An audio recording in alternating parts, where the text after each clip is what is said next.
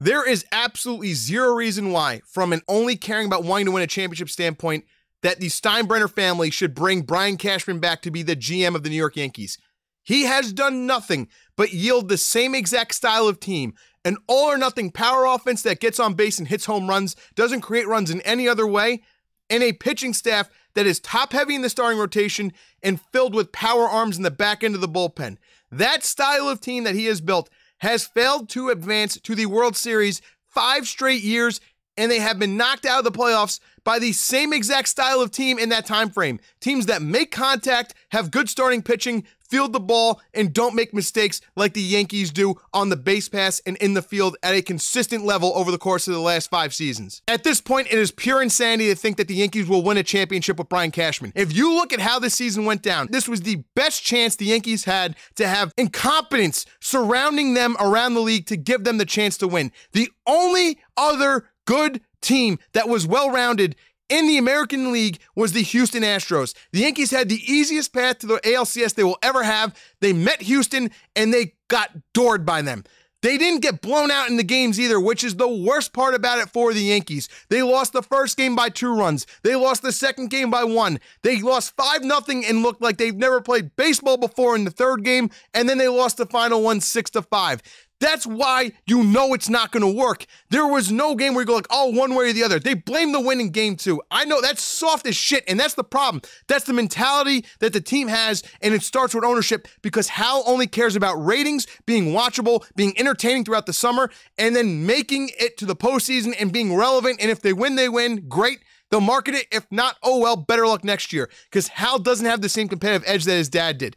The problem with the Yankees is, and you saw it on full display against Houston, they make errors mentally and physically all the time. They come up short in big situations with their bats, and if they don't hit home runs, if they don't get a bunch of walks before the home runs, they're not winning the games. Their bullpen is only good if they have a lead. Their starting pitching, when you get the gems that Severino and Cole threw, only work if the offense also scores a couple of runs for them, at least to hold it up. None of it happened for them, and the Astros won 2 games by beating the Yankees and 2 games by the Yankees giving them the game and them capitalizing on it, and that's what the Yankees are always going to do under the Cashman regime with his play style.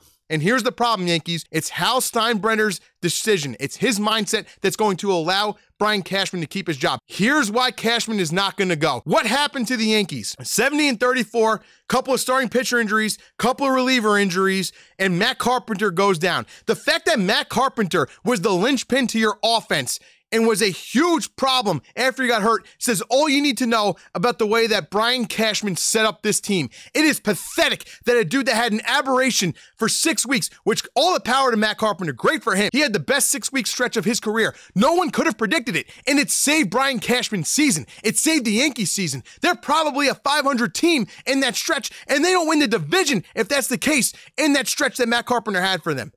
They needed that stretch. And it was a lucky stretch, and that's the problem. No move that was a major move that Cashman had coming into this year or at the deadline worked the way it was supposed to work. He decided to go get IKF and Donaldson to be a stopgap shortstop and their third baseman, trading away 2 resources that could have brought him back prospect depth, starting pitching depth, relief depth. What did that trade yield?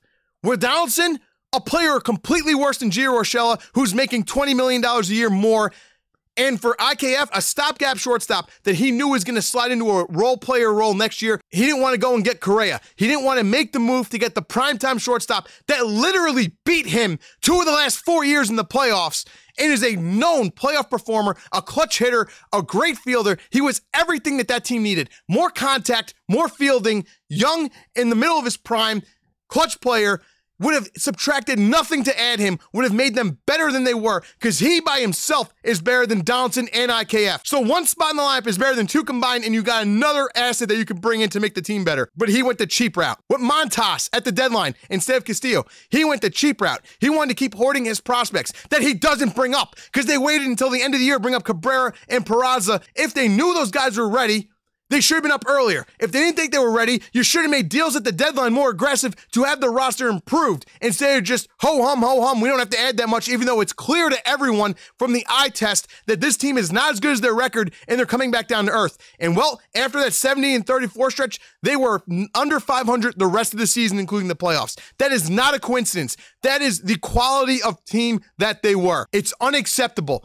If you bring Castillo in instead of Montas, the Yankees are probably still playing baseball. If you bring Correa in instead of IKF and Donaldson, the Yankees are probably in the World Series. The Yankees are definitely as good as the Astros. The Yankees probably don't piss away one of the two games that they pissed away against the Astros, and they probably flat out win one of the two that the Astros beat them in, and you're talking about a 7-game series that's going to have everyone biting their nails. Everything was out there in front of them. It didn't require that much creativity, that much effort. All it required was opening the paycheck and opening the prospect pool, but the Yankees are too smart.